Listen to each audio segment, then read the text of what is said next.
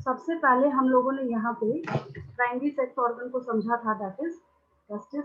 ठीक है, ये एक पाउच लाइक स्ट्रक्चर में बंद रहता है जिसको हम लोग स्क्रोटम बोलते हैं। जिसको हम लोग क्या बोलते हैं? स्क्रोटम बोलते हैं। इसके पास कुछ स्पेसिफिक टिश्यूज होते हैं जो कि इसको इरेक्शन फैसिलिटीज प्रोवाइड करता है, विच आर इरेक्टाइल टिश्यूज। ठीक है, मैंने यहाँ पे आपको कुछ एसेसरी ग्लैंड्स की बात बताई थी, याद होगा प्रीवियस क्लास में क्या बताया था मैंने आपको? Accessory glands. ठीक है, एसेसरी ग्लैंड्स की जब हम लोग बात करते हैं तो यहाँ आ गया आपका सेमिनल वेसिकल नंबर 1, उसके बाद हो गया आपका प्रोस्टेट ग्लैंड नंबर 2। ठीक है, और एक होता है बल्बो यूरेथ्रल ग्लैंड जो यहाँ पे दिया नहीं है। ठीक है, और यहाँ पे इसको बनाने की जरूरत इसलिए पड़ती है, ये जो लूप आपको यहाँ पे दिख रहा है, ये दिस वन, ये जो चल रहा है यहाँ पे, ठीक है, तो इसको इसलिए यहाँ पे बनाने की जरूरत पड़ रही है क्योंकि आगे जाके जब हम लोग देखना स्टार्ट करते हैं तो मेल्स के केस में, फीमेल में ऐसा कुछ नहीं है, मेल्स के केस में this urethra is the common passage और opening for both sperms and urine. ठीक है, और यहाँ पे ये जो ओपनिंग है, जो पोर्शन ओपन हो रहा है, that is known as urethral meatus. क्या बोलते हैं हम लोग उसको? यूरेथ्रल मीटस बोलते हैं हम लोग उसको। ठीक है, एनसीईआरटी की जब आप बुक देखेंगे उसमें आपको साफ साफ बताया हुआ रहेगा, that is known as urethral meatus. ठीक है, अब इसके बाद हम लोग और देखना और समझना स्टार्ट करते हैं इसमें। ये देखिए यूरेथ्रा यहाँ पे लिखा, यही एक पैसेज ही है। अगर यूरिन को पास होना है इसी के थ्रू जाएगा, स्पर्म्स को आगे फ्लो होना है इसी के थ्रू जाएगा।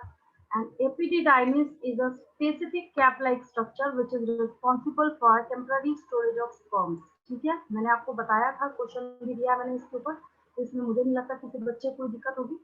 देन हम लोग यहाँ पे देखते हैं the main copulatory organ is the penis. ठीक है, यही पार्ट लेता है कॉपुलेशन में और जिसकी वजह से स्पर्म्स की एंट्री होती है फीमेल रिप्रोडक्टिव ट्रैक्ट में, and that term is known as, क्या बोलते हैं हम लोग उसको? क्या बोलते हैं उस टर्म को हम लोग?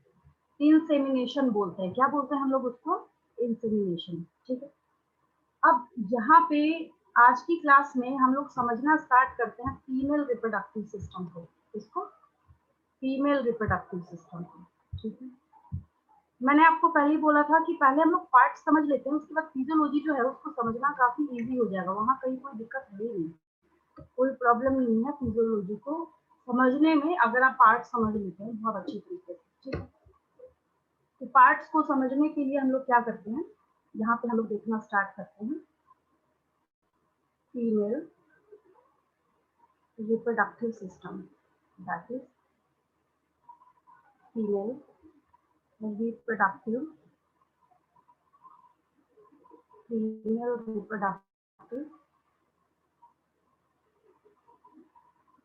सिस्टम। ठीक, अब देखिए इसमें क्या है, इसके जो पार्ट्स हैं वो टोटली डिफरेंट होंगे। ठीक है, ऐसा बोला भी जाता है कि ये थोड़ा कॉम्प्लिकेटेड होता है मेल रिप्रोडक्टिव सिस्टम के कंपैरिजन में। जब हम लोग उसको देखना स्टार्ट करते हैं तो उसके कंपैरेटिवली ये क्या होता है, थोड़ा सा डिफरेंट होता है। ठीक है, अब इसमें क्या है, यहाँ देखिए सबसे पहले हम लोग क्या करते हैं, यहाँ पे एक ये बनाया मैंने। ठीक है, ये पोर्शन जो है यहाँ पे उठा हुआ है, इसको आप ध्यान दीजिएगा। ठीक है, इसको जब हम लोग देखना स्टार्ट करते हैं, व्हाट इज दिस, ये है uterine fundus, UTERINE, uterine fundus. ठीक है, FUNDUS, यूटेराइन फंडस मेरे साथ साथ लिख लीजिए। ठीक है, देन उसके बाद क्या होता है, ये पार्ट जो यहाँ पे है, मैं एक साइड का बनाऊंगी, दोनों साइड एक ही जैसा होता है। देन आप देखेंगे कि ये गया गया गया गया गया यहाँ पे, और ये क्या है, ये स्पेशल स्ट्रक्चर जो है दैट इज फैलोपियन ट्यूब। क्या बोलते हैं हम लोग इसको? फैलोपियन ट्यूब बोलते हैं। ठीक है, ये रहा फैलोपियन ट्यूब। अब यहाँ पे मैंने फिंगर लाइक प्रोजेक्शंस बनाए हैं, यहाँ पे क्या बनाया मैंने? फिंगर लाइक प्रोजेक्शंस बनाए। इसके 4 पार्ट्स हैं। इसके जब हम लोग यहाँ पे बेसिक देखना स्टार्ट करेंगे तो स्पेशल इसकी क्या है, 4 पार्ट्स हम लोगों को देखने को मिलेंगे। ठीक है, ये मैंने बनाया ताकि आपको समझ आ जाए। अब देखिए मैं इसकी फोटोज के थ्रू आपको यहाँ पे बता देती हूँ जिससे आपको और क्लियर हो जाए चीजें यहाँ पे। अब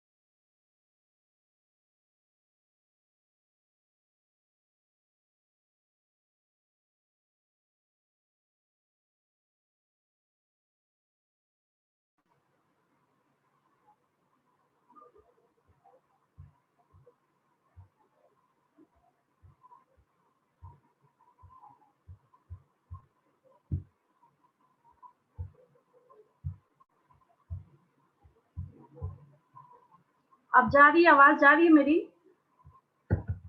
यस मैम। वो थोड़ा सा नेटवर्क एरर हो गया था बीच में, इस वजह से।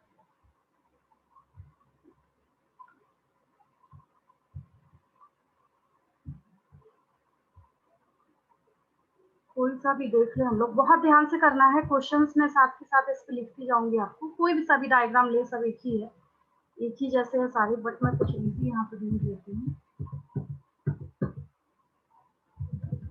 सारे एक जैसे हैं,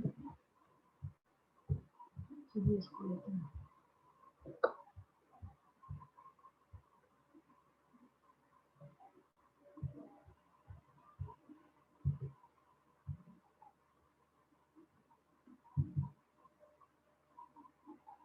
देखिए फटाफट समझते जाइए, अगर कहीं दिक्कत आएगी तो मेरे से बीच में टोक के पूछ लेंगे, कोई दिक्कत नहीं है उसमें, ठीक है।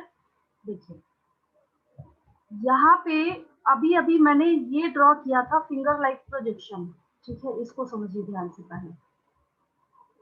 ये बच्चों को बात समझ नहीं आती कि ये जो फेलोपियन ट्यूब है ये यहाँ से चला चला चला चला, फेलोपियन ट्यूब जो है इसी का दूसरा नाम ओविडक्ट है। इसी का दूसरा नाम क्या है? ओविडक्ट है, ठीक है। तो ये जो आपको यहाँ पे दिख रहा है, what is this structure?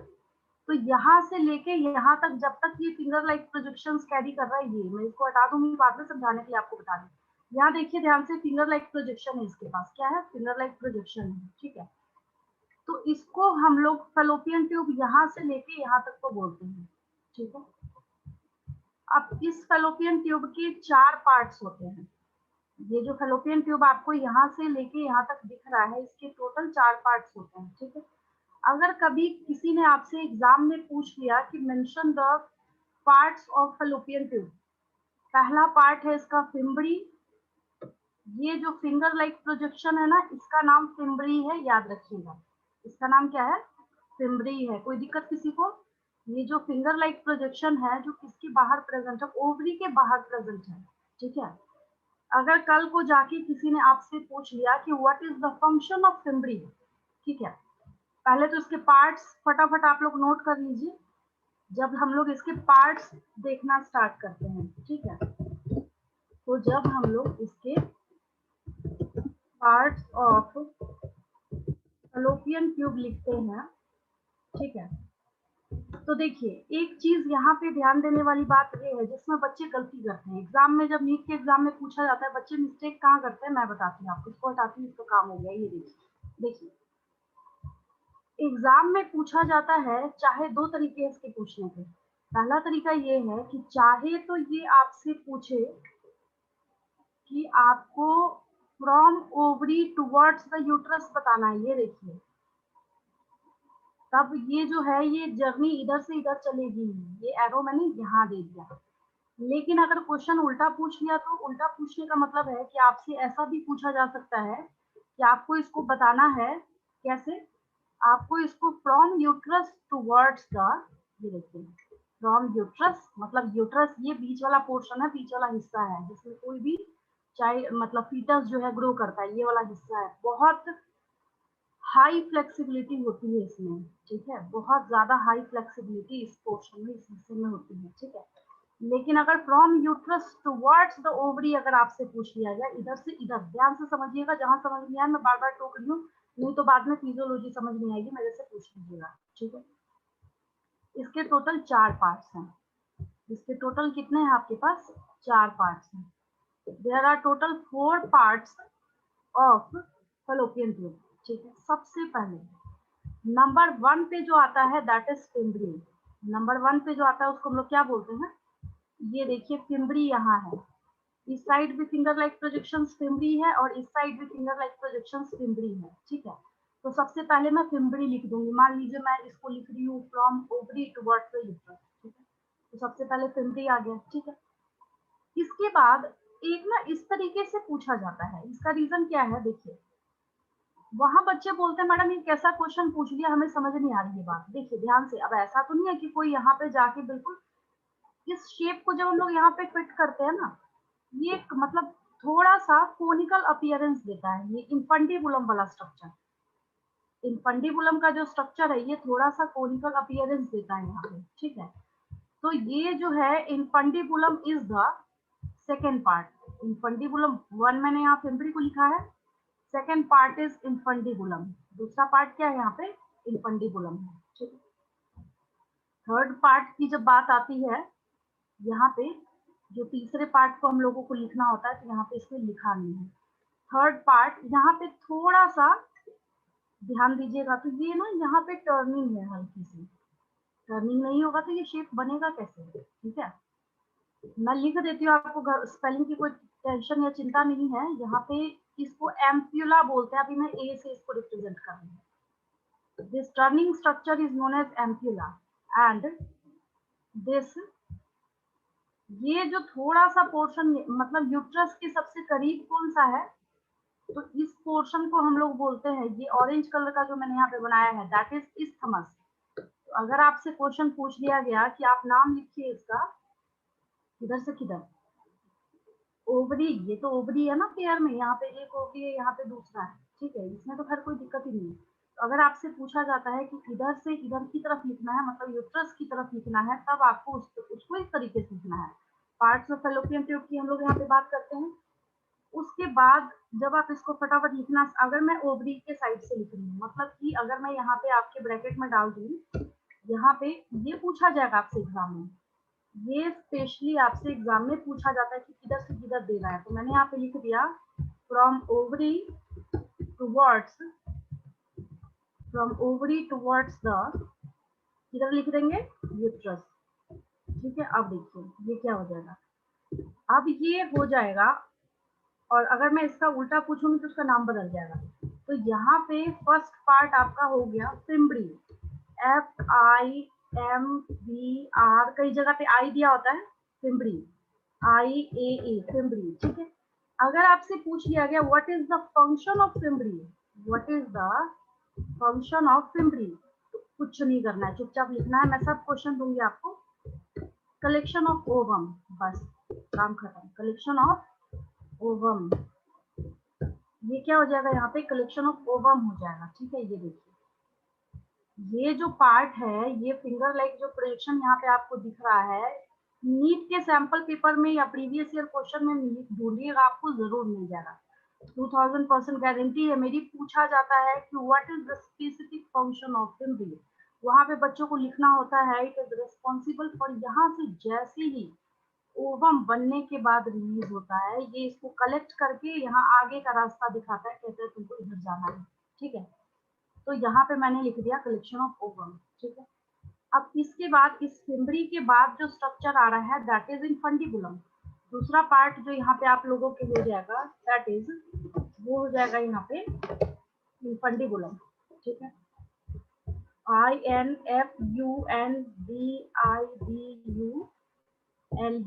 Spelling गलत नहीं करेंगे, इनफंडिबुलम, ठीक है। थर्ड पार्ट इज, जो मैंने आपको बोला एक टर्निंग पॉइंट वहां पे प्रेजेंट है, दैट इज एम्प्यूला, AMPULLA, ठीक है। फोर्थ पॉइंट इज, चौथा पार्ट जो इसका बचा, दैट इज ISTHMUS, ठीक है। अब इसके ऊपर इतना ज्यादा फोकस क्यों किया जा रहा है, मैं रीजन बताती हूँ आपको। इस चार में से ना, फटाफट क्वेश्चन सुनते जाइए, मैं आपको क्वेश्चन सुनाती हूँ इस चार पार्ट में से, ठीक है। विच पार्ट, मतलब ये चार मैंने यहाँ पे लिख दिया है, ये डायग्राम देखिए। अगर मैंने आपसे क्वेश्चन पूछा कि which part of female reproductive system is responsible for collection of ovum, answer बोलिए फटाफट, जल्दी आंसर बोलिए। उधर से क्या हो जाएगा? आंसर क्या हो जाएगा? फिम्बरी। आंसर बोलिए उधर से। फिम्बरी। हाँ, ठीक है। अगर आपसे पूछा गया कि which part of female reproductive system possess a कीप लाइक अपीयरेंस, तो इनफंडिबुलम हो जाएगा। तो क्या हो जाएगा? इनफंडिबुलम हो जाएगा, ठीक है। लेकिन जब आप 10वीं क्लास में थे तो आपसे पूछा जाता था कि mention the site of fertilization, सारा काम तो इसी का है ना, मेंशन द साइट, तो बच्चा वहां पे लिखता है यहाँ से लेके यहाँ तक का पूरा, मतलब फैलोपियन ट्यूब। लेकिन अब आप लिखिएगा तो आपको नंबर नहीं मिलेगा, यू आर इन क्लास 12। अब बच्चों को क्या लिखना पड़ता है, ध्यान दीजिए यहाँ पे, ये रहा इस्थमस और ये रहा एम्पुला। बोला जाता है कि एम्पुलरी इस्थमिक जंक्शन जो है, ये क्या है? एम्पुलरी इस्थेमिक जंक्शन, यही साइट ऑफ फर्टिलाइजेशन है, मतलब इसी जगह पे ओवम जो है वो स्पर्म के साथ फर्टिलाइज करेगा। याद रखिएगा, ना तो यहाँ हो सकता है, ना यहाँ हो सकता है, ना ओवरी में हो सकता है। नहीं, कुछ महानुभाव बच्चे ऐसे भी होते हैं यूट्रस में टिक करके आ जाते हैं, ठीक है। इसको छोड़ के कहीं हो ही नहीं सकता, दैट्स इम्पॉसिबल, ठीक है। तो यहाँ पे अब इन दोनों के बीच का मतलब एम्पुला और इस्थमस के बीच का, जब आप छोटे थे और आपसे पूछा जाता था वहां पे कि mention the site of fertilization, आपसे क्या पूछा जाता था? साइट ऑफ फर्टिलाइजेशन, ठीक है। तब आप लोग वहां पे साइट ऑफ फर्टिलाइजेशन में अगर फेलोपियन ट्यूब लिखते थे तो आपको नंबर मिल जाता था, अब नहीं मिलेगा।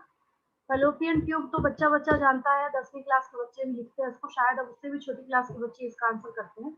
अब आपको क्या करना पड़ेगा, इसके विद इन ब्रैकेट डाल के आपको लिखना पड़ेगा। ऐसे लिखा जाता है इसको, AMPULLARY, एम्पुलरी डैश दिया जाता है, इस्थेमिक, ampullary isthmic junction, 5 star question है ये।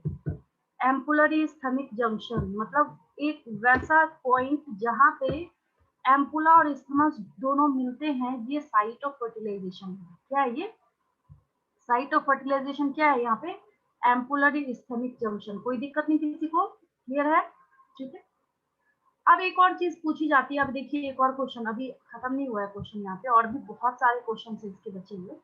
एक और चीज पूछी जाती है, क्या?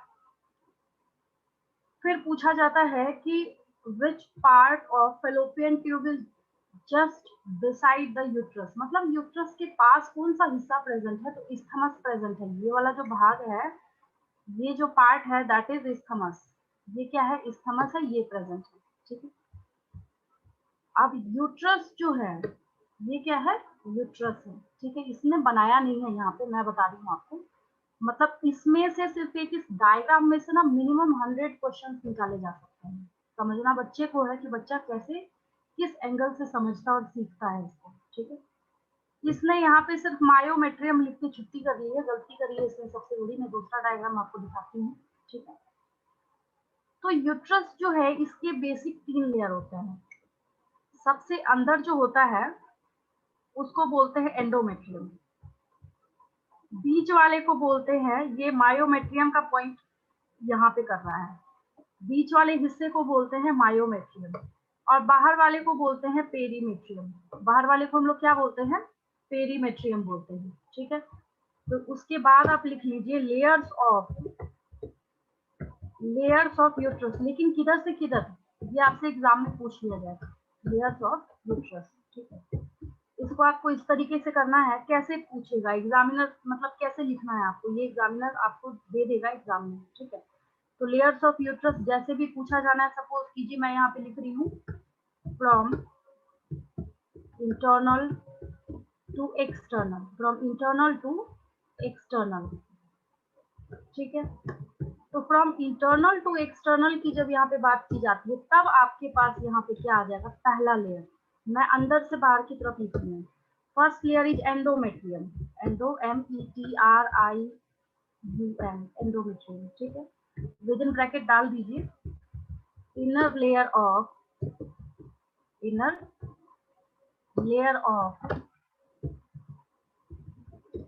यूट्रस। अब एक और क्वेश्चन बनता है यहाँ से, अगर मैंने आपसे पूछ लिया, अगर मैंने आपसे पूछा कि which layer of uterus is responsible for implantation of, which layer of uterus is responsible for implantation of blastocyst, तो ऑब्वियस है, कॉमन सेंस अपना यहाँ पे दिमाग लगाइए कि जब कभी भी अगर आपसे पूछा गया कि कौन क्या करता है, यहाँ पे इम्प्लांटेशन के लिए रिस्पॉन्सिबल होता है, ठीक है। मैं आप ही से क्वेश्चन अगर पूछ रही हूँ तो अपना यहाँ पे कॉमन सेंस लगाना है। अगर मान लीजिए हम लोग यहाँ पे अंदर वाले को ये कलर दे देते हैं, दैट इज एंडोमेट्रियम, ठीक है। फिर यहाँ पे क्या है? बीच वाला है, that is this one is myometrium, ठीक है। External layer is perimetrium, external layer is perimetrium. तो कोई बेवकूफ ही होगा जो बोलेगा कि मायोमेट्रियम चाहे पेरीमेट्रियम पे इम्प्लांटेशन होता है।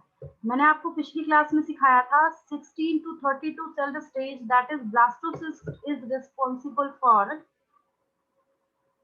Implantation on the uterine wall, ठीक है, यही ब्लास्टोसिस्ट चिपकता है यहाँ पे जाके, तो कौन कराएगा इम्प्लांटेशन यहाँ पे? तो इम्प्लांटेशन तो कॉमन सेंस है, ऑब्वियस सी चीज है यहाँ पे कि जब भी होगा तो कौन कराएगा यहाँ पे? एंडोमेट्रियम कराएगा, ठीक है, कोई दिक्कत नहीं इसमें किसी को। तो यही वो इनर लेयर ऑफ यूट्रस है जो कि यहाँ पे इम्प्लांटेशन ऑफ ब्लास्टोसिस्ट का काम करता है। सब नीट का क्वेश्चन है, ढूंढ लीजिए, नहीं मिले तो मेरा नाम बदल दीजिएगा। इम्प्लांटेशन ऑफ ब्लास्टोसिस्ट, ये क्या करता है? इम्प्लांटेशन ऑफ ब्लास्टोसिस्ट का काम कौन करता है? एंडोमेट्रियम करता है, ना मायोमेट्रियम करेगा ना पेरीमेट्रियम करेगा, ठीक है। सेकंड क्वेश्चन, मतलब सेकंड यहाँ पे लिखिए, इसका पार्ट जो है, सेकंड पार्ट इज MYO, मायो मतलब मिडल में, बीच में, myometrium, M for middle, M for myometrium, ठीक है, मिडल लेयर है ये। अब एक और, जब मैं एनसीईआरटी को थोरोली आपको समझाना स्टार्ट करूंगी, आपको एक लाइन दिखेगी वहां पे लिखी हुई एनसीईआरटी के अंदर। पहले तो मैं यहाँ पे ये मेंशन कर दूं कि मिडल लेयर ऑफ यूट्रस है। What is this? Middle layer of uterus, क्या है ये? मिडल लेयर ऑफ यूट्रस, ठीक है, इसमें तो खैर कोई दिक्कत नहीं किसी को। यहाँ पे ये स्किप हो गया है, मिडल लेयर ऑफ यूट्रस, ठीक है। अब इसका भी कुछ काम होगा, आपके दिमाग में क्वेश्चन अराइज हो रहा होगा, ठीक है, ये भी प्रेजेंट है तो इसका भी कुछ ना कुछ काम तो होगा ही। अब ये थोड़ा सा हैरान करने वाला और चौंकाने वाला है कि इसी में कॉन्ट्रैक्शन होता है चाइल्ड बर्थ के टाइम में, ठीक है, contraction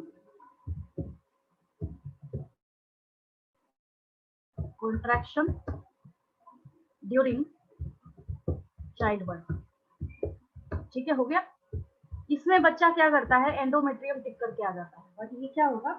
contraction during child birth किसमें होता है? मिडिल लेयर में होता है, ठीक है। अब इसके बाद हम लोग बात करते हैं यहाँ पे थर्ड और एक्सटर्नल लेयर की। दूसरा जो लेयर है हम लोगों के पास यहाँ पे, that is external layer. Peri मतलब बाहर होता है, पेरी, METRIUM, पेरीमेट्रियम, ठीक है। What is perimetrium? Perimetrium is the external layer of uterus. कोई दिक्कत नहीं किसी को। ये क्या है? External layer of uterus. तो भाई प्रोटेक्शन वगैरह बाहर से प्रेजेंट है, तो पेरीमेट्रियम क्या कर रहा है? प्रोटेक्शन देने का वहां पे काम कर रहा है, ठीक है।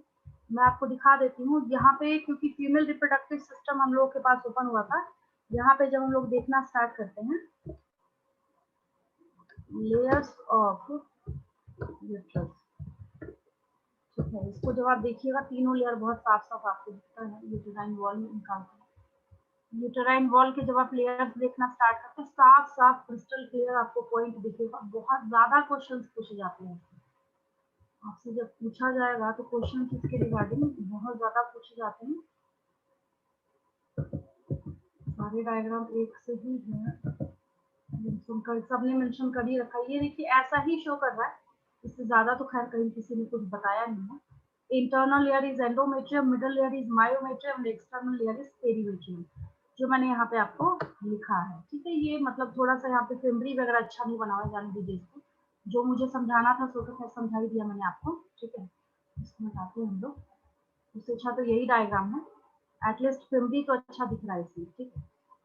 और इसको हम लोग हटाते हैं यहाँ से, मुझे आपको इसके लेयर समझाने थे। अब देखिए एक और चीज जब आपको सीखना है तो एक और क्वेश्चन पूछा जाता है, फीमेल रिप्रोडक्टिव सिस्टम के कौन से दो पार्ट मिलके बर्थ कैनाल बनाते हैं? एक्सटर्नली जो ओपन होता है, यहाँ से बाहर की तरफ जो ओपन होता है, दैट इज वेजिना, ठीक है। और इसके बाद ये सर्विक्स है, तो वेजिना प्लस सर्विक्स को मिला के हम लोग बर्थ कैनाल बोलते हैं। Vagina plus cervix, which two parts of female reproductive system forms birth canal, ठीक है। तो यहाँ पे आपको लिखना होता है सर्विक्स प्लस वेजिना, ठीक है। नेक्स्ट पॉइंट लिख लीजिए। नेक्स्ट पॉइंट अलग से, हाँ बोलिए।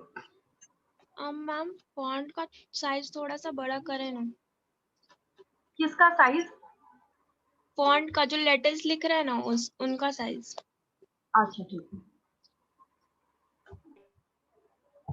चलिए। इसके बाद जब हम लोग देखते हैं यहाँ पे, तो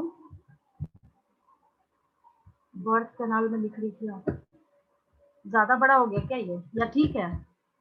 बर्थ कैनाल ठीक है मैम, ठीक है मैम। ठीक है, बर्थ कैनाल, ऐसे तो ज्यादा बड़ा हो गया, खैर कोई बात नहीं, वो भी दिख ही रहा होगा आपको, कोई दिक्कत तो है नहीं इसमें। यहाँ पे हो गया सर्विक्स, मैं तो इसको डिलीट कर दूंगी, इसलिए आप लोग नोट करते रहिएगा साथ में, हाँ ठीक है। तो ये हो गया आपका ये सर्विक्स प्लस वेजिना, ये बहुत इंपॉर्टेंट क्वेश्चन है, ठीक है। बर्थ कैनाल किसके एग्रीगेशन से बनता है? Cervix plus vagina. Aggregation of cervix plus vagina is known as birth canal. क्या बोलते हैं हम लोग इसको? बर्थ कैनाल बोलते हैं। कोई दिक्कत नहीं, किसी को क्रिस्टल क्लियर है? बिल्कुल, है ना। और पूछा जाएगा कि जो एक्सटर्नली ओपन होता है तो ये किस पार्ट में ओपन होता है? तो एक्सटर्नली ये वेजिना जो है ये इधर से ओपन होता है, ठीक है। बाहर में एक्सटर्नल जेनिटेलिया भी मुझे अलग से पढ़ाना है आपको, ठीक है।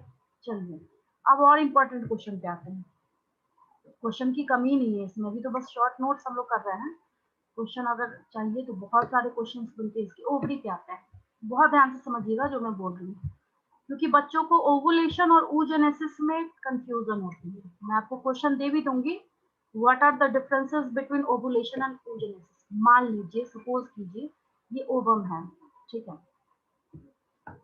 इस ओवरी के अंदर, इस ओवरी के अंदर, ठीक है, ओवम के बनने को oogenesis बोलते हैं। क्या बोलते हैं उसको? oogenesis बोलते हैं, ठीक है। तो जब हम लोग इसको देखना स्टार्ट करते हैं तो मैं यहाँ पे oogenesis लिखती हूँ। अगर मैं दोनों में फर्क पूछूंगी आपसे, दोनों में डिफरेंसेस मैं पूछ लूंगी आपसे, ठीक है।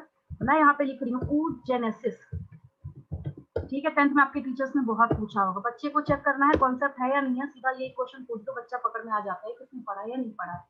What is oogenesis? तो यहाँ पे the phenomena of oogenesis is the phenomena of formation of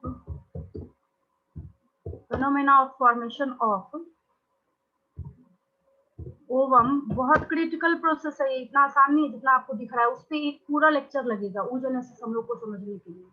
the phenomena of formation of ovum within the, यहाँ पे ये 5 स्टार पॉइंट हो जाता है, विद इन द ओवरी। यहाँ पे इसको मैंने बाहर जाने का कुछ लिखा ही नहीं है, मैंने कुछ नहीं लिखा है इसको, आउटसाइड जाना है, क्या करना है नहीं करना है आगे जाके, उससे हमें कोई मतलब नहीं है।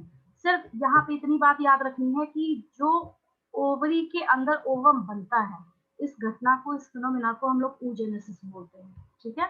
तो यहाँ पे मैंने आपको कौन सी बात समझाई है? The process of formation of ovum within the ovary is known as oogenesis, ठीक है।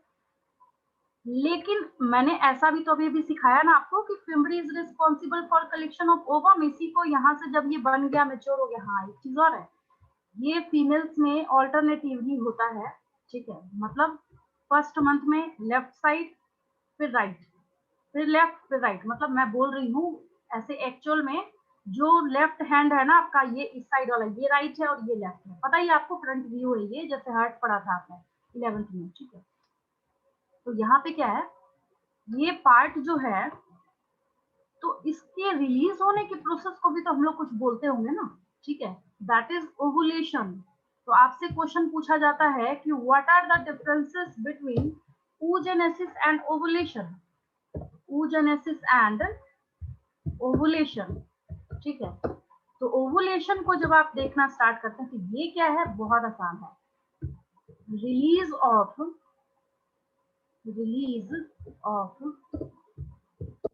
Ovum from the ovary. ये तो काम है इसका, बन के बैठा थोड़ी रहेगा, release of ovum from the ovary. तो क्या फर्क हुआ दोनों में?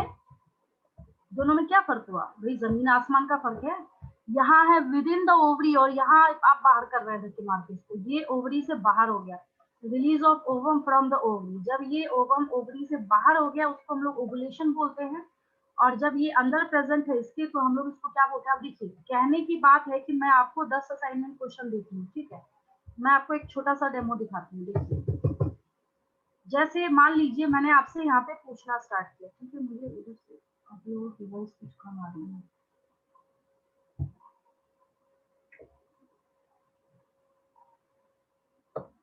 यहाँ पे जब हम लोग क्वेश्चंस को देखना स्टार्ट करते हैं तो मैंने आपसे पहला क्वेश्चन पूछा, फटाफट रिवाइज करके चलिए, समझ नहीं आएगा मुझे दोबारा बीच में टोक लीजिएगा।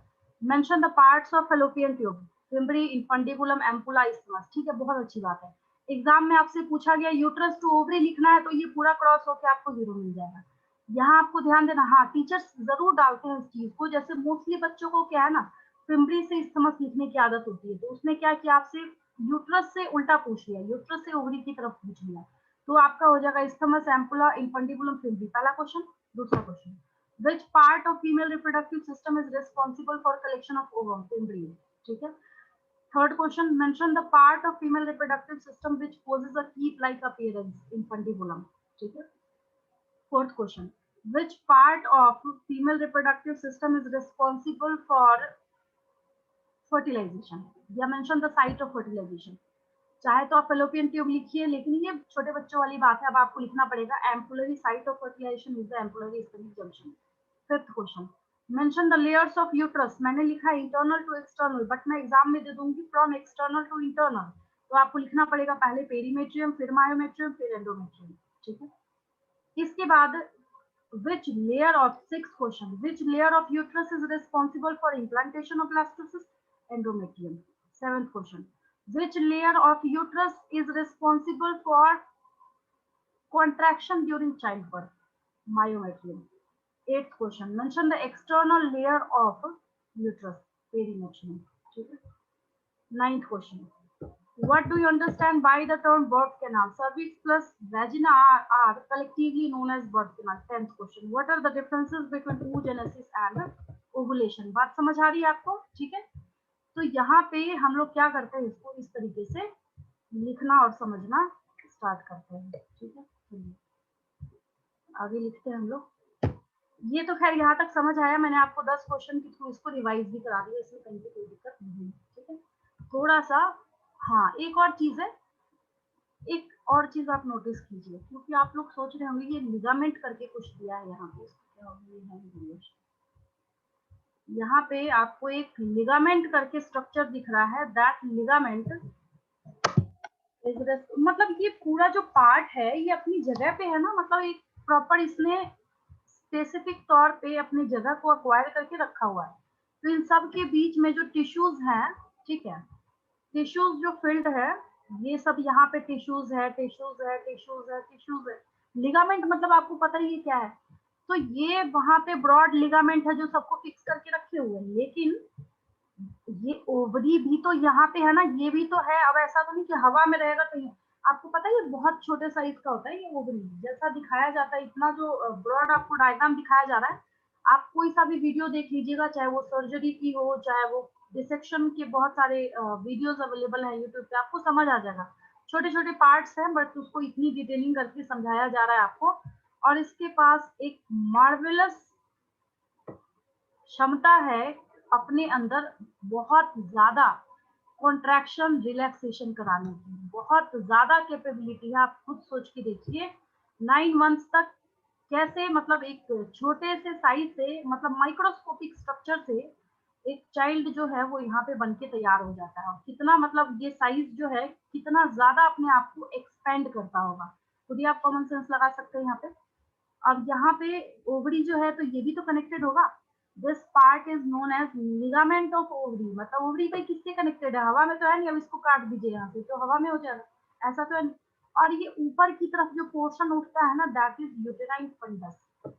फंडस जो है, जैसे मान लीजिए इसके अंदर चाइल्ड ग्रो कर रहा है, कभी अगर एक साथ एग्रीगेट करके आप देखना, आप ऐसे सोचिए थोड़ा सा बैठे बैठे, ये फीमेल का जो रिप्रोडक्टिव सिस्टम है, अब इसी के साथ में लगा हुआ मिला हुआ डाइजेस्टिव सिस्टम भी तो प्रेजेंट है। सारे सिस्टम हमारी बॉडी के एक साथ एग्रीगेट करके एक जैसे फंक्शन कराते हैं, मतलब कोरिलेट करके। ठीक है, तो जैसे जैसे ये फंडस ऊपर की तरफ होना स्टार्ट होता है ना, जैसे जैसे चाइल्ड इसके अंदर यहाँ पे ग्रो करना स्टार्ट करता है, आपने सुना होगा प्रेगनेंसी की कंडीशन में लेडीज को बहुत ज्यादा एसिडिटी की, इनडाइजेशन की प्रॉब्लम होनी स्टार्ट हो जाती है। रीजन क्या है, ये क्या कर रहा है, पुश कर रहा है, धक्का मार रहा है पूरे डाइजेस्टिव सिस्टम को, जिसकी वजह से दिक्कत आनी स्टार्ट हो जाती है। ठीक है, अब चलिए मैं थोड़ा सा oogenesis समझाती हूँ आपको। नेक्स्ट हम लोग क्या देखेंगे, oogenesis। यहाँ पे देखिए आपके पास इतनी लेबलिंग है, मैंने आपको मोर देन एनफ यहाँ पे तो कुछ कम है, बट मैंने आपको इससे ज्यादा समझा रखा है। लिगामेंट ऑफ बोवी है, सर्विकल कैनाल, सर्विक्स तो है ही है, तो ये कैनाल क्या कहलाएगा? सर्विकल कैनाल कहलाएगा। ये जो बीच में जो रास्ता है ना, पैसेज है, दैट इज सर्विकल कैनाल। इसको हम लोग क्या बोलते हैं? सर्विकल कैनाल बोलते हैं। ठीक है, एक ही लिखा था, तीनों मैंने आपको बता दिया है, that is perimetrium, endometrium and myometrium. ठीक है, ये 3 लेयर्स है इसके। Cervix and vagina are collectively known as birth canal. क्या बोलते हैं हम लोग इसको? बर्थ कैनाल बोलते हैं। ठीक है, ये आप लोगों ने साथ के साथ नोट कर दिया होगा। अब मैं आपको oogenesis समझाती हूँ यहाँ पे। ठीक है, यहाँ पे जब हम लोग oogenesis देखना स्टार्ट करते हैं, ये 5 स्टार क्वेश्चन है, सीधा बोर्ड एग्जाम जो है, सीधा डायरेक्ट 5 मार्क्स का क्वेश्चन अगर उसको पूछना हो, सीधा oogenesis वहां पे दे दिया जाता है।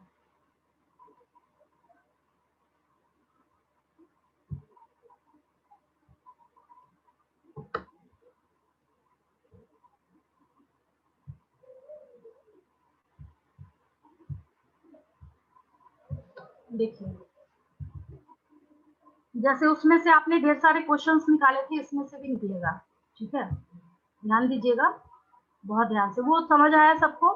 साथ के साथ आपने नोट किया है, क्वेश्चंस के थ्रू तो खैर रिवाइज हो जाएगा। ये 5 स्टार डायग्राम है।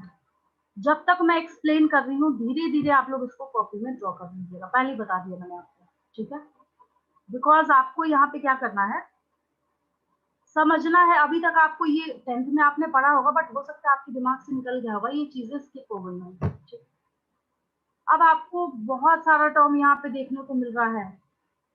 प्राइमरी फॉलिकल है, प्रीमोडियल फॉलिकल है, डीजनरेटिंग कॉर्पस ल्यूटियम है, कॉर्पस ल्यूटियम भी है, ओवुलेशन भी है, सेकेंडरी। आप बोलेंगे बस हमारे दिमाग का दही हो गया, हमें कुछ समझ नहीं आ रहा, ये इतने सारे टर्मिनोलॉजी इसने एक बार में यहाँ पे कैसे दे दिया।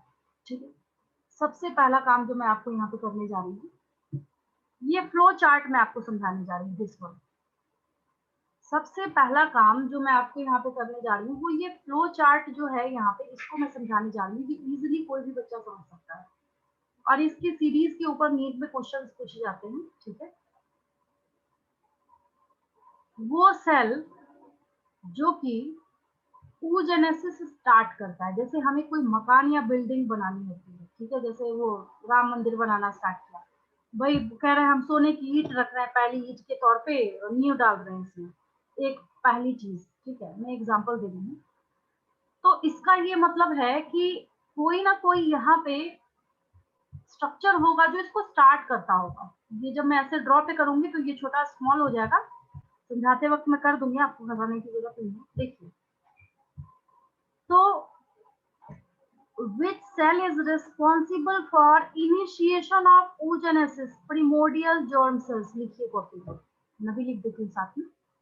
oogenesis की जो घटना है, इसको हम लोग समझने जा रहे हैं। ठीक है, तो which cell is responsible for initiation of oogenesis? Primordial मतलब इवोल्यूशन चैप्टर में आप बार बार पता नहीं 1000 टाइम्स आप वर्ड सुनिएगा। ये इंग्लिश का ये वर्ड जो है ना, प्रीमोडियल, ये आपको 1000 टाइम्स सुनने को मिलेगा। इसकी कोई गारंटी नहीं है कि कितनी बार आप इसको सुनिएगा। ठीक है, तो मैं यहाँ पे प्रीमोडियल जर्म सेल्स के बारे में आपको लिख देती हूँ।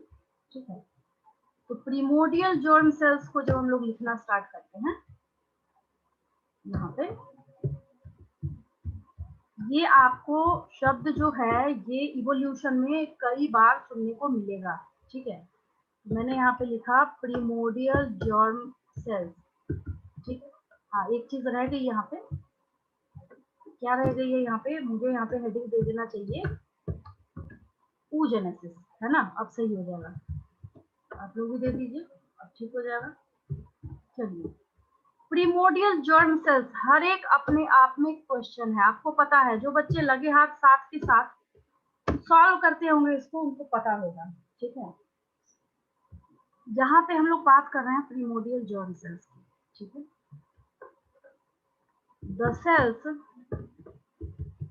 which are responsible for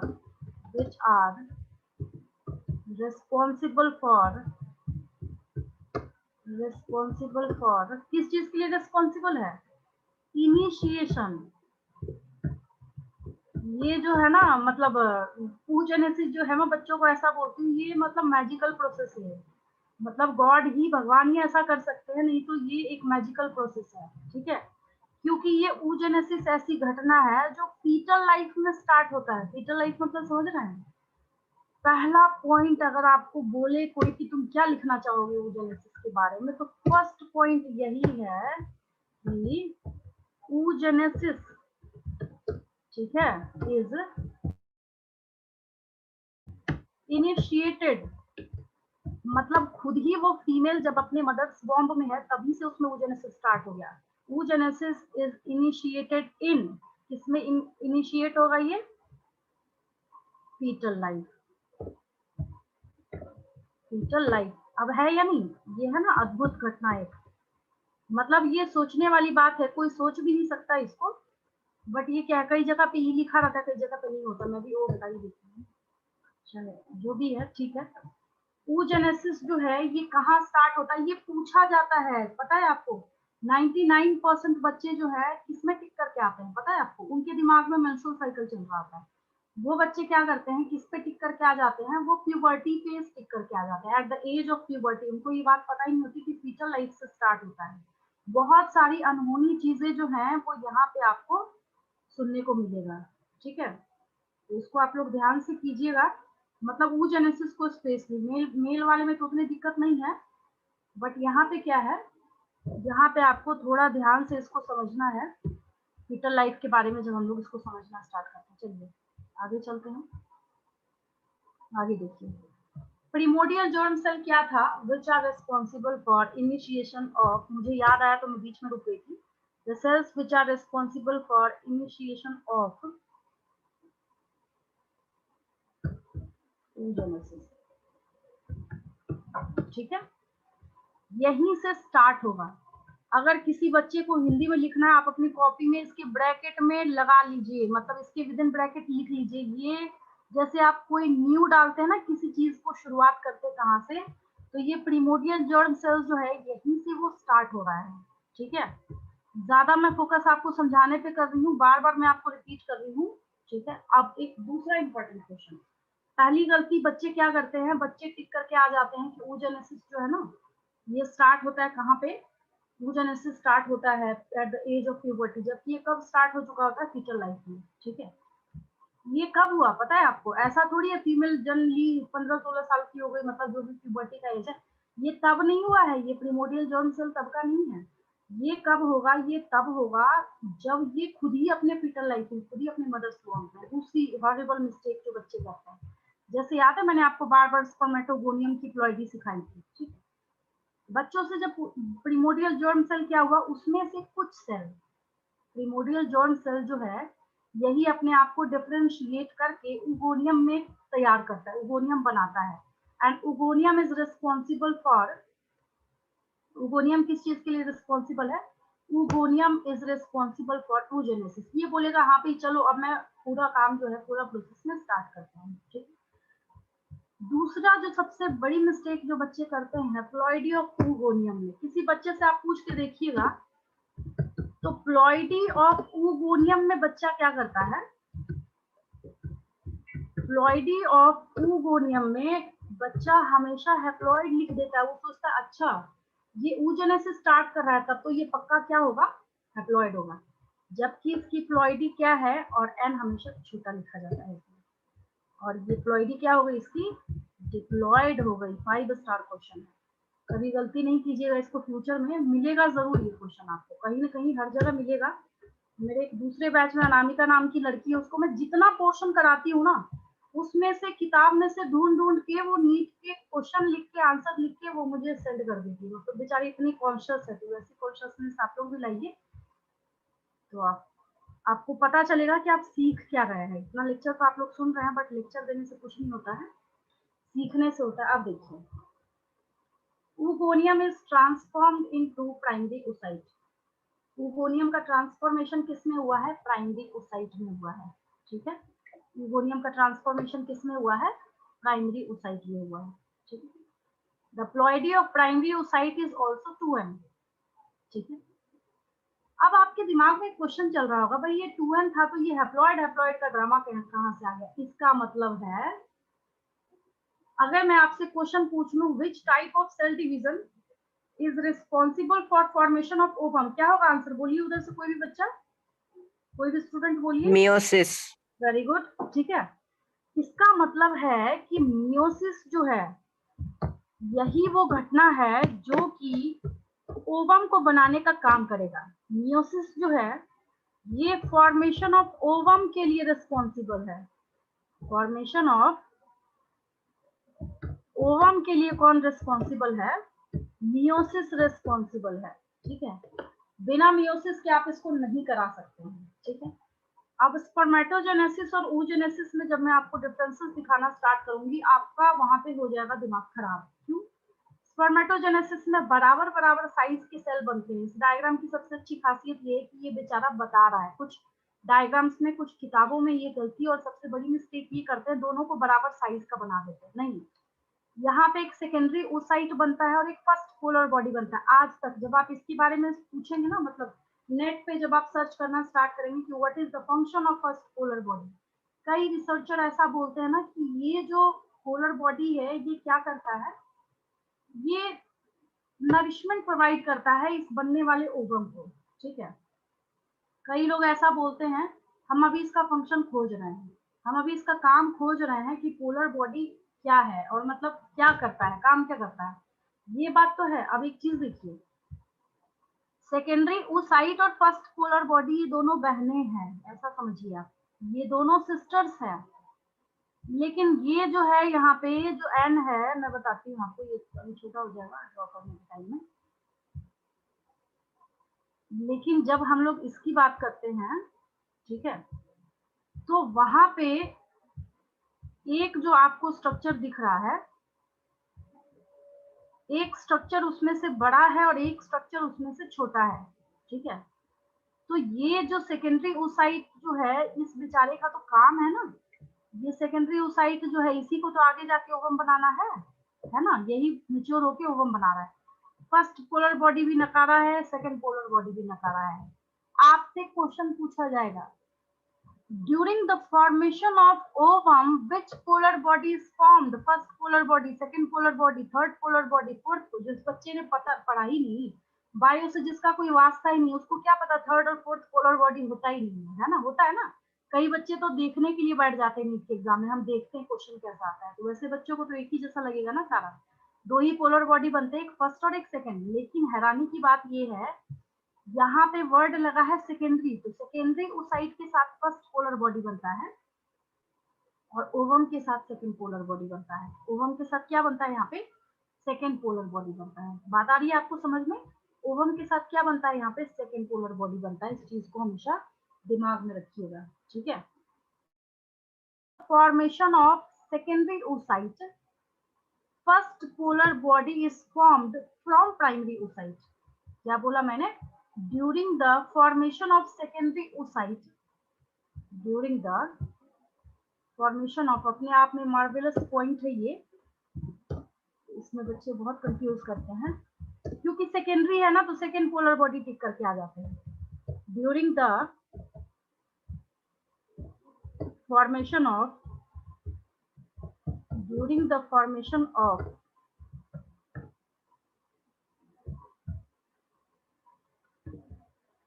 during the formation of secondary oocyte, first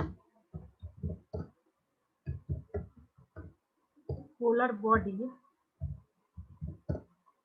is formed। किससे बना है ये? किससे बना है ये? मैंने लिखा ड्यूरिंग द फॉर्मेशन ऑफ। बात समझिए, ऐसा नहीं कि बस नोट करने से कोई मतलब नहीं है। मैं तो ये बोलती हूँ ये एक फॉर्मेलिटी है, कुछ नहीं है, ये सब बकवास है। सॉफ्ट कॉपी आपके दिमाग में होनी चाहिए, ऐसी ऐसी तो आप 1000 टाइप कर दीजिए या फिर प्रिंट आउट निकलवा लीजिए जाके। मैं बार बार बोल रही हूँ आपको, लिखने पे ये तो है कि हाँ भाई चलो ठीक है, बच्चा कुछ लिख रहा है कॉपी में, टीचर पढ़ा रहा है तो कुछ लिख रहा है वो, ठीक है। बट आपको सबसे ज्यादा फोकस करना है इसको समझने पे। तो during the formation of secondary oocyte, ठीक है, क्या बनता है? First polar body is formed. जब सेकेंडरी oocyte का फॉर्मेशन हुआ है तो फर्स्ट पोलर बॉडी बन रहा है इसके साथ। मतलब इसकी बहन है ये, लेकिन ये नकारा है और ये काम किया है, ठीक है। किससे बन रहा है? From primary oocyte। किससे बन रहा है? तो अब मैं यहाँ पे लगाने जा रही हूँ फ्रॉम, समझ आई बात मेरी? प्राइमरी oocyte, जैसे आपको इधर वाला समझ आएगा वो डायग्राम भी समझ आ जाएगा। फ्रॉम प्राइमरी oocyte, ठीक है, इसमें कोई दिक्कत नहीं है, देखिए यहाँ पे, ठीक है। ये वाला डायग्राम बन गया सबसे। अभी तक धीरे धीरे इसको बना लीजिए, ड्रॉ कर लीजिए इसको धीरे धीरे, जब तक मैं समझा रही हूँ। एटलीस्ट इधर वाला यहाँ से लेके यहाँ नीचे तक बनाइए, इसको फटाफट हो जाए तो मुझे रिप्लाई कीजिए उधर से।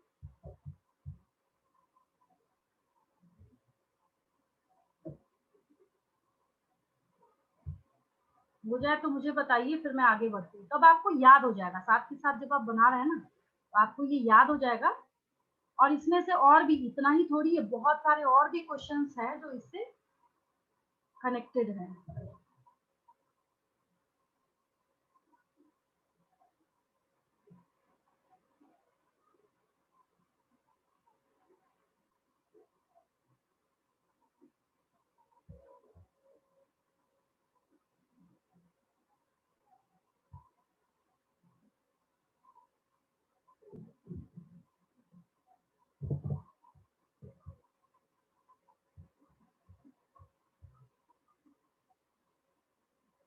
हो गया, आगे चलें? खैर ये तो है ही आपके सामने, देखिए। अब एक बार आंख बंद करके सोचिए कि आप ये सब बिना देखे लिख सकते हैं या नहीं। ये एक रिप्रेजेंटेशन है, फ्लो चार्ट है। ऐसा थोड़ी है कि कोई आपकी मास्टरी होनी चाहिए मतलब ड्राइंग बनाने में, ऐसा कुछ नहीं है। रिप्रेजेंटेटिव फ्लो चार्ट है, ये समझाने के लिए। What is the ploidy of oogonium? Diploid. What is the ploidy of primary oocyte? 12. How it becomes haploid during the formation of ovum? Due to the involvement of meiosis. आपको पता है meiosis जो है वो प्लॉइडी को घटा देता है, ठीक है। What is the ploidy of first polar body? Haploid. What is the ploidy? बच्चा सोचता है अच्छा सेकंड पोलर बॉडी है, डिप्लॉइड लिख देते हैं, वहीं पे मिस्टेक हो जाती है। अगर आपसे ploidy of first polar body पूछा जाएगा तो haploid, ploidy of second polar body haploid. Secondary oocyte सुनने में लगता है सेकेंडरी है तो 12 लिख देते, नहीं, जब इसकी प्लॉइडी क्या है? एन है, हैप्लॉइड है, ठीक है। ये ओवम का तो खैर मैंने 1000 टाइम्स आप लोगों को नोट कराया, मुझे जब तक याद है 11th से मैं आपको नोट कराती आ रही हूँ। तो जब आपको अगर इस तरीके से लिखना है प्लॉइडी सबका, तो एक ही बार में अगर मैं लिखूँ प्लॉइडी ऑफ फॉलोइंग स्ट्रक्चर, अगर इन फॉलोइंग स्ट्रक्चर्स की आप लोग प्लॉइडी लिखना स्टार्ट करते फटाफट सुनिए। अगर कोई आपसे पूछ रहा है प्लॉइडी ऑफ ओवम, आंसर उधर से देते जाएंगे, क्या होगा? ओवम की हैप्लॉइड। हाँ ठीक है, वेरी गुड। ओवम की प्लॉइडी क्या होगी? हैप्लॉइड होगी, ठीक है। अगर फिर मैं यहाँ पे लिख दूं फर्स्ट पोलर बॉडी, अब क्या होगी? हैप्लॉइड। हैप्लॉइड। ठीक है, very good. First polar body जो है इसकी प्लॉइडी भी क्या है? हैप्लॉइड है, ठीक है। फिर अगर मैं लिख दूं what is the ploidy of second polar body, अब क्या हो जाएगा? हैप्लॉइड। हैप्लॉइड। Very good. अब हो जाएगा ये हैप्लॉइड, ठीक है। फिर अगर मैं आपसे पूछूं what is the ploidy of oogonium, अब बोलिए। डिप्लॉइड। डिप्लॉइड हो जाएगा, क्या हो जाएगा? सबसे ज्यादा मिस्टेक करने वाला ये पोर्शन है, ओगोनियम फर्स्ट। ओवम का तो खैर अब तक याद हो चुका होता है बच्चों को, लेकिन सबसे ज्यादा मिस्टेक जो है ना इन तीनों में बच्चे करते हैं। ओगोनियम की ploidy it will be 2n और डिप्लॉयड, ये क्या हो जाएगा? डिप्लॉयड हो जाएगा, है ना। एक डायग्राम की कितनी इंपॉर्टेंस होती है, देखिए एक डायग्राम कितना मेजर कॉन्सेप्ट आपके ब्रेन में डाल के जाता है। प्राइमरी oocyte कहाँ डिप्लॉयड है, कहाँ सेकेंडरी oocyte जो है ये हैप्लॉयड हो गया। बच्चा सोचता है प्राइमरी है तो लगता है यही हैप्लॉयड होगा यही डिप्लॉयड होगा, लेकिन उल्टा हो जाता है यहाँ, ठीक है। जब हम लोग प्राइमरी oocyte का लिखना स्टार्ट करेंगे, यहाँ पे प्राइमरी oocyte, प्राइमरी oocyte की जब हम लोग, इसकी प्लॉइडी क्या हो जाएगी? डिप्लॉइड। ठीक है, वेरी गुड। इसकी प्लॉइडी डिप्लॉयड हो जाएगी।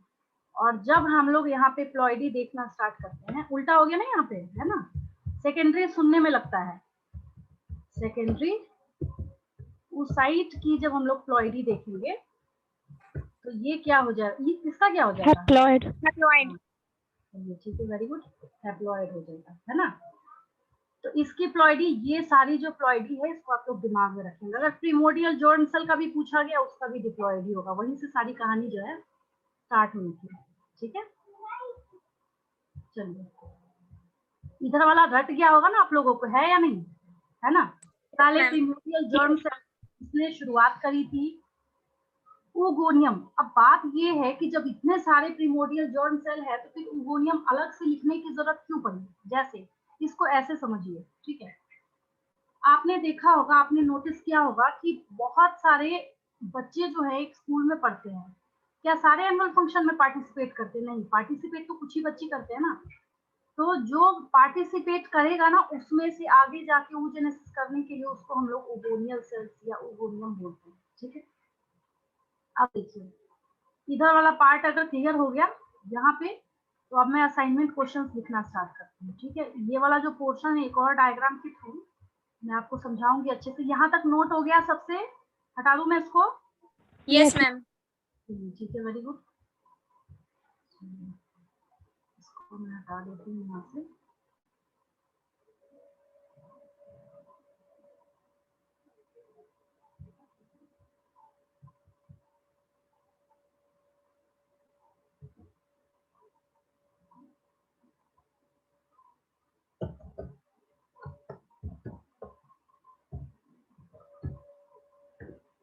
रिप्रोडक्शन का ऐसे बहुत सारे इसके हैं लेक्चर्स अवेलेबल यहाँ पे।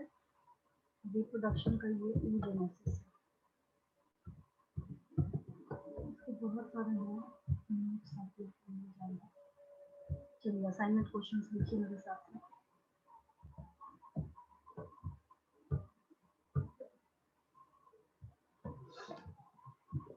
मेरे ख्याल से तो मैं कितने भी क्वेश्चंस लिखूं कम है आज की क्लास के लिए, बहुत ज्यादा सीखा है आप लोगों ने, है ना। चलिए, आंसर देते जाइएगा मुझे फटाफट, ठीक है। मैं एक बार देख लेती हूँ कौन कौन सा बच्चा कनेक्टेड है। अमन, अनुप्रिया, कश्यप, रोशनी, आयशा, आलिया, आयुषी, जागृति, रीना। कुछ बच्चे आने के बाद लीव कर जाते हैं, नेटवर्क एरर होगा, हो सकता है। चलिए, first question.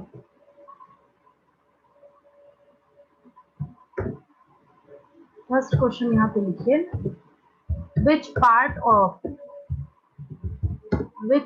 of female reproductive system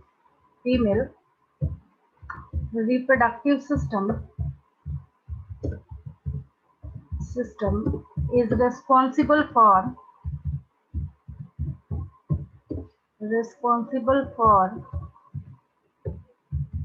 collection of ovum? Answer दीजिए, आंसर दीजिए। फिम्बरी। ठीक है, वेरी गुड। चलिए,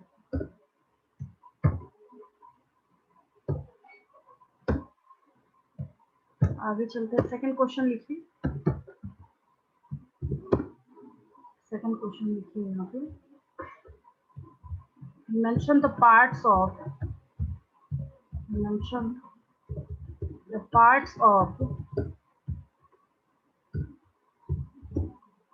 female reproductive system,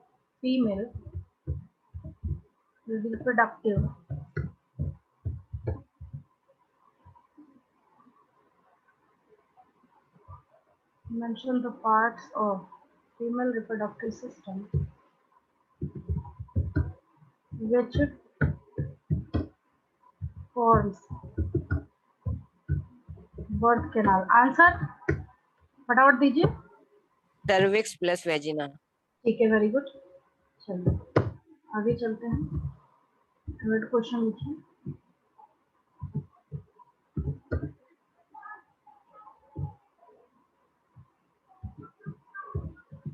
What is the ploidy of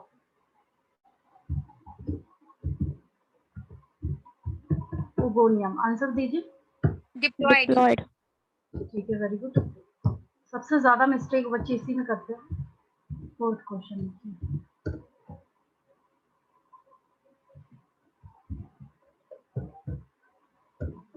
mention the site of fertilization. क्या हो जाएगा? चौथे क्वेश्चन का आंसर बोलिए। Ampulla plus Sphenic junction. हाँ ठीक है, very good. Ampullary sphenic junction. चलिए नेक्स्ट लिखिए।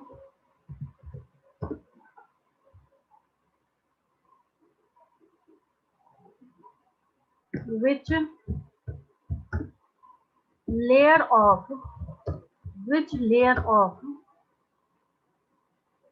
uterine wall is responsible for implantation of blastocyst? Answer endometrium. ठीक है, वेरी गुड। चलिए सिक्स्थ क्वेश्चन लिखिए।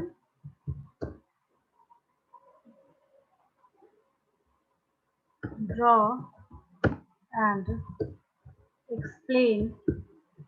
अच्छे से इस क्वेश्चन को कीजिएगा। Draw and explain all the parts of, सबके बारे में बस वन लाइन लिखना है आपको। Draw and explain all the parts of female reproductive system. Draw and explain all the parts of female reproductive system. ठीक है, ह्यूमन का पढ़ रहे हैं, बार बार ह्यूमन लिखने की जरूरत नहीं है। ये आपका मास्टर क्वेश्चन है, यही सब सारी चीजें सॉल्व कर देगा, आपकी सारी प्रॉब्लम सॉल्व कर देगा। ठीक है, नेक्स्ट लिखिए।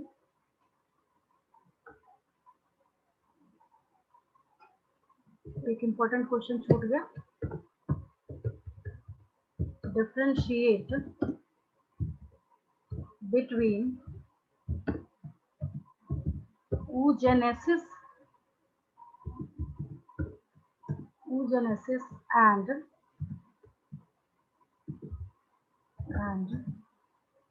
ovulation। क्या होगा आंसर? देखिए, oogenesis है फॉर्मेशन ऑफ ओवम और ओवुलेशन है the release of ovum from the ovary. लिखा हुआ है मैंने, नोट्स है आपके पास, वहां से सॉल्व कर लेना आपको।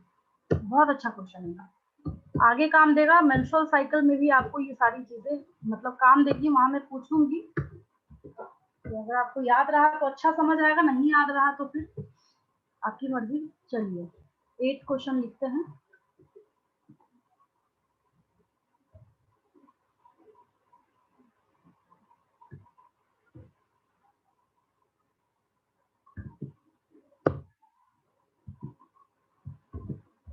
which layer of uterine wall या फिर which, हाँ ठीक है, which layer of uterine wall is responsible for contraction during childbirth? Answer दीजिए। मायोमेट्रियम। ठीक है, वेरी गुड। चलिए 9th क्वेश्चन लिखिए।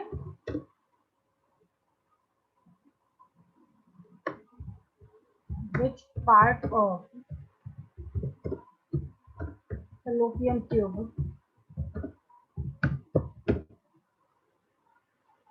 is present between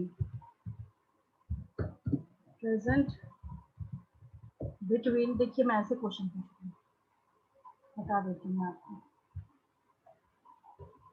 मैं क्या पूछना चाह रही हूँ। ऐसे भी पूछा जा सकता है आपसे, जैसे मान लीजिए मैंने पूछ लिया present between isthmus and infundibulum, तो एम्पुला हो जाएगा। अगर मैंने पूछ लिया आपसे कि फिम्बरी एंड एम्पुला तो इनफंडिबुलम हो जाएगा। ठीक है, कुछ भी पूछा जा सकता है, कॉन्सेप्ट होना चाहिए इसके लिए, है ना। तो मान लीजिए मैं पूछ रही हूँ फिम्बरी एंड एम्पुला तो इनफंडिबुलम हो जाएगा।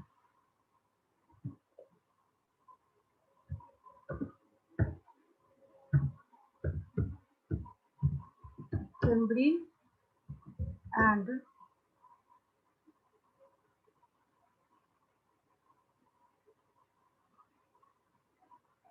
isthmus। अब क्या हो जाएगा, फिम्बरी और isthmus के बीच में जब आप ये रहा आपका यहाँ पे फिम्बरी और isthmus, सीधा मैंने isthmus लिख दिया, तो इनफंडिबुलम भी लिख दीजिएगा और एम्पुला भी लिख दीजिएगा, दोनों आते हैं ना इसके बीच में। ठीक है, तो ऐसे ऐसे इसका ऑप्शन दिया जाता है, पार्ट्स कर देती हूँ मैं यहाँ पे। ऐसे क्वेश्चन ज्यादातर नीट में पूछे जाते हैं क्योंकि कंफ्यूजिंग है ना। क्यूब आर, ये जो आर वहां पे स्लैश करके दिया रहता है, बच्चा सोचता रहे कि एक होगा या दो होगा। Which parts of fallopian tube are present between fimbriae and isthmus। ये भी बहुत अच्छा क्वेश्चन है। चलिए, लीव नहीं करेंगे आप लोग, थोड़ा सा जेनेसिस और समझा दूंगी लास्ट में, थोड़ा सा, ज्यादा नहीं, 2-3 minute.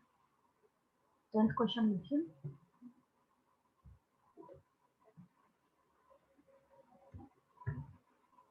Represent a scheme of